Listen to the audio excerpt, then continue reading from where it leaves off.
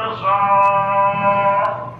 جب آپ نے ڈالا تو نتیجہ یہ ہوا کہ ساتھ فی الحال حیۃ عظیمۃ صابرۃ طویلۃ تحرک حرکۃ سریۃ فیعتادت کأنها جان وهو اسرع الحیات حرکۃ ولكنه صغیر فهذه في غایۃ الکبر وفي غایۃ سرعۃ الحرکۃ. وہ ایک بہت بڑا سانپ جیسے اژدہا ہوتا ہے، بڑا لمبا بن گیا اور جلدی جلدی چلنے والا، اور یہ ایسی حرکت کرتا تھا جیسے جان یعنی عام سانپ ہوتا ہے جلدی دوڑنے والا، لیکن یہ اتنا بڑا بھی تھا اور اس کے باوجود چلنے میں بھی تیز تھا. تمشی وتضطرب، وہ چل رہا تھا، پلٹ رہا تھا. اور ابن ابی حاتم حدثنا ابی قال حدثنا احمد بن عبد الدعاء قال حدثنا عبد الجبين حدثنا سماك بن المعتمر قال لا انتصر فلن تكن قبل ذلك حية. اب مسلم اللہ علیہ فرماتی ہے کہ جب آپ نے ڈالا تو وہ سانپ بن گیا. اس سے پہلے یعنی سانپ کا وجود کوئی نہیں تھا. فمرت بشجرة فأكلت تھا، ومرت بصخرة فاطلعت تھا، وجعل موسى يسمع وقع الصخرة في جوفها فبلع مدبرا ونوديا. اب وہ سانپ جو تھا درخت کے قریب جاتا اس کو بھی کھا جاتا، پتھر کے قریب جاتا اس کو بھی نگل لیتا. اور موسیٰ علیہ السلام سن رہے تھے اور اس کے پتھر اس کے پیٹ کے اندر جو پھر رہا تھا وہ سن رہے تھے، اس لیے ڈر گئے. یہ بھی ایسی بات بھائی، وہ تو سانپ بنا اور موسیٰ علیہ السلام ڈر کے بھاگے. انہوں نے کہاں سے سن لیا کہ اس کے پیٹ میں پتھر باتیں کر رہے ہیں؟ اس لیے میں نے کہا کہ یہ موقع دیکھ کے بات چیزیں ساتھ لگ، حالانکہ دوسری بات ہے کہ ایک سانپ بن گیا وہ تو دوڑ گئے. اللہ نے فرمایا کیوں بھاگتے ہو؟ نظر ہو، پکڑو اس کو.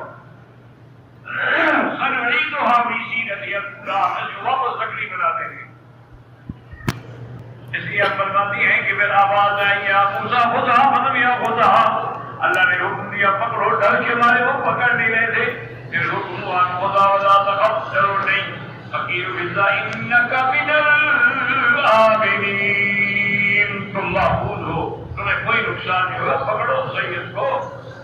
فقال وهب بن منبه في قول والقابل هي انتصار على وجه الارض ثم حادت من الرضا باعظم ثعبان النذر الناذر يدب يلتمس كما يبتغي شيء يريد اخذه يمر بالصخرة مثل الخلفة من الابل يلتقمها.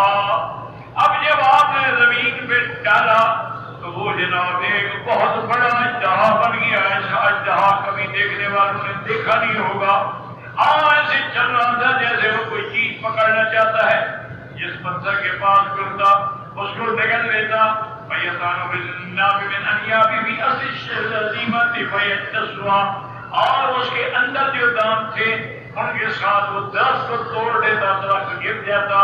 عَيْنَاهُ تَسْتَقِرَّانِ نَارًا، آنکھوں سے آگ نکلتی تھی. وَقَطَعَتَ الْمِحْجَنَ مِنْهَا عُرْفًا إِلَى الشَّعْرِ مثل النيادك بعد الشعبتان منا مثل قلعه بالباسطي الراس الياب الله سيف.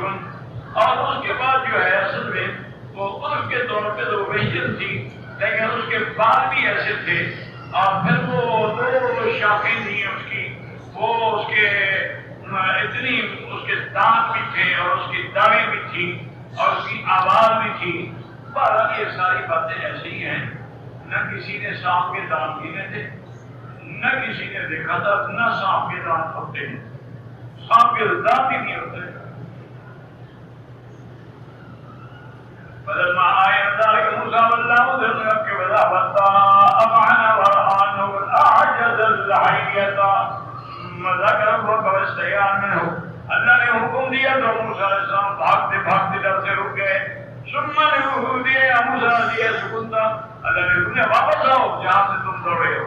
فرجع موسیٰ وہ شدید الخوف، آپ کو بڑا ڈر تھا. فقال خذها، پکڑو اس کو. بيمينك ولا تخف رأيتها سيرة الأولى. وعلى موسى حينئذ مثل سبحا دخلها بخلال مريدان.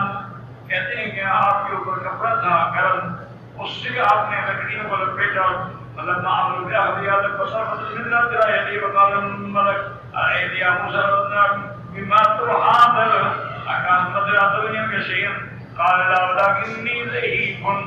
فرشتے نے کہا کہ موسیٰ علیہ السلام کیا کر رہے ہو؟ یہ کپڑا لپیٹ رہے ہو ہاتھ پہ، اگر اللہ چاہے تو میں نقصان دینا تو کپڑا بچا دے گا. اور کہا کہ نہیں، لیکن انسان کمزور ہوتا ہے سر سے. ومن من ذوق خلقت، اور میں کمزور چیز سے پیدا ہوا. فکشفت بدیته ثم ضرب بالحیۃ السمع ثم قبض عصاه الذي أهلها فإذا يده بموضع كان ذروة إذا ذرب بين الشعبتين ولهذا قد سنعيدها سيرتها الأولى أي لحالها التي تعرف قبل ذلك.